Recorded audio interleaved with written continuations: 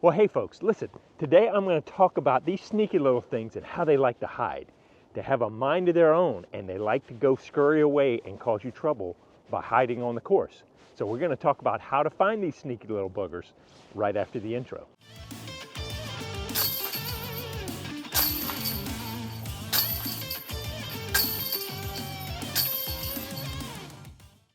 Okay guys, after 30 years of playing disc golf, if I added up all the time I've spent looking for discs, it'd probably add up to at least a year. I mean, let's face it, there's a lot of time spent looking for these guys because they hide. They like to find ways to drive you crazy by getting in little holes, hiding, getting perfectly lined up so you can't see them, hiding behind a root.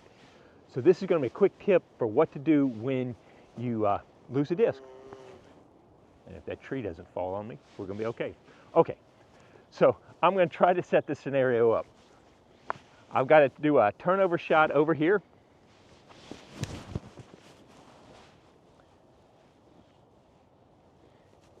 Yep. And I throw it pretty good. I have a general idea of what's happening, but because it's kind of a blind shot, I'm not exactly sure where it lands. Let's go try to find it. First off, I intentionally chose a disc that's kind of a reddish color because I'm red-green colorblind. And let's face it, sometimes we end up having a disc that's hard to see, but we really like the flight of it. So we keep going, I'll be able to find it. Well, then you get into scenarios like this where it's like, ooh, I don't know where it is. And so this hole is notorious for the leaf cover to just grab discs and hide them. So let's see what's going on here. So hopefully just right down the middle. But even if you're right down the middle, good luck. So this is where the first part of the tip comes in. Whenever I get to a situation and I can't find the disc where I think it is, I automatically go farther and then shorter than where I think it is. And I do a quick walk by all the way down and I go to the end to where I think it can't go any farther than this. Knowing the amount of power I threw, it shouldn't, it's starting to get ridiculous how far I've gone because I want to have good boundaries that I set up. It's got to be inside this. And the same thing short. I think could have hit a tree, could have rolled back. And I kind of set a zone for where it is. And that's the first step. So we're going to go take a quick walk.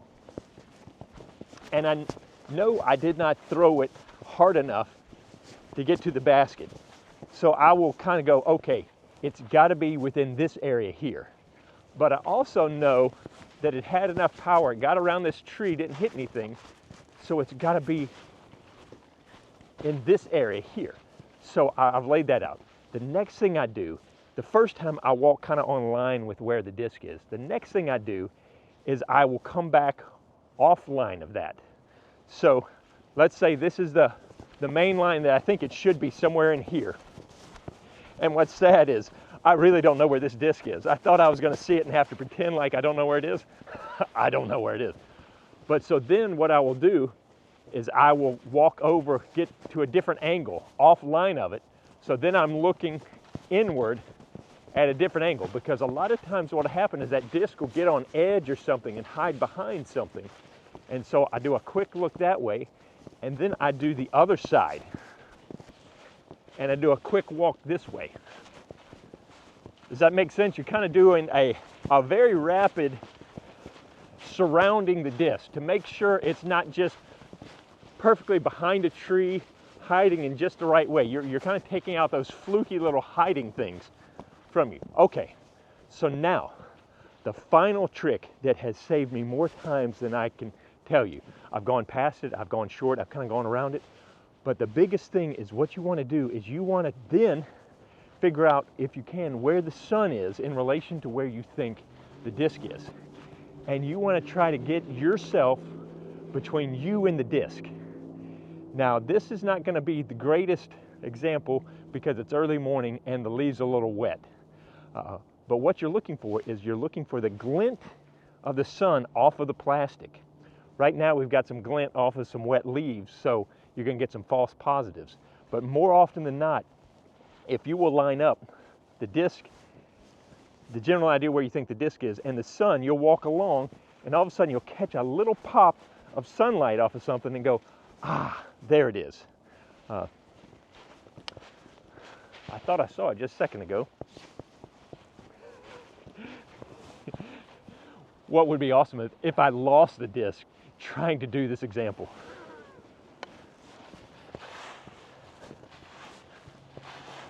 Push comes to shove. Start kicking over leaves. So this is not sexy, but go in a line, kick the leaves to create a furrow, then move the next section and do it systematically if it's something like this. Because what will happen otherwise is you kind of hit a pile and then you push leaves around. You need to make sure you're not covering up what you just went through. Now I'm going to come back. This is exciting stuff, Pete. One of the biggest mistakes I've made is to go randomly at it, where I'll go check over here, I'll check over here, and I end up backtracking and covering over the same spot, and I miss certain spots. So be methodical. As boring as it is, you can see your progress and know, okay, this is where I'm at. I think it's hilarious. I'm trying to give the example, and I'm literally doing the example because I have no idea where this disc is. And that brings up another point. Let's say you go through this whole section and you don't find it. Well, then you have to expand. You have to decide, am I going to go farther out or farther right or left? Good news is it's cold, it's wet, my feet are wet. I'm excited. The only thing keeping me going is I'm waiting for that kunk, and my foot's just going to hit the disc, and it's going to be like Christmas. For those of you playing along at home, and if you watch Robbie C's channel, this is where he lost his wife's pearl last year that I found out here. This very hole.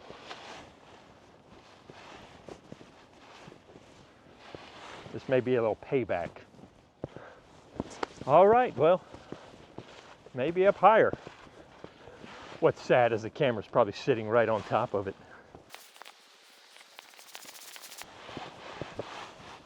Ha ha!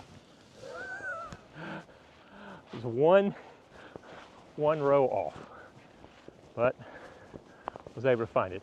It wasn't pretty, but I kept my head and kind of kept a rhythm and a pattern to it. And yeah, so there you go.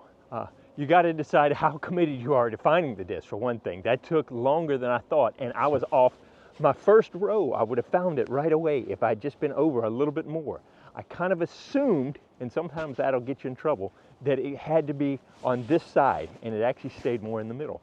But anyway, that's kind of the joy and the pain of searching for your lost disc. Hopefully you're out there with a couple people and you got more eyes and you can cover more ground quickly. But remember, these guys, you have to start thinking like these guys, and they have a mind of their own, and they like to hide. That's their favorite game. So you gotta be smarter, you gotta be a little organized and a little consistent with your search parameters, but you can find it, hopefully, most of the time. I've returned a lot of discs that I've found over the years, and hopefully you can find yours a little bit easier by remembering to go a little bit farther than you think and a little bit shorter than you think, and then get to the angles, get to the side, and hopefully you'll be able to see it from a different angle, and then use the sun to glint off the disc. Let's see if I can get one of these. Let's see if I can. So a lot of times it'll be sitting there and you just get enough of that little pop right there, especially if the ground's not wet, that you can go, oh, there it is right there. So anyway, hope that helps you out. Thank you so much for sticking with me. Make sure to check out the rest of my Vlogmas 2024, and I hope to see you out on the course.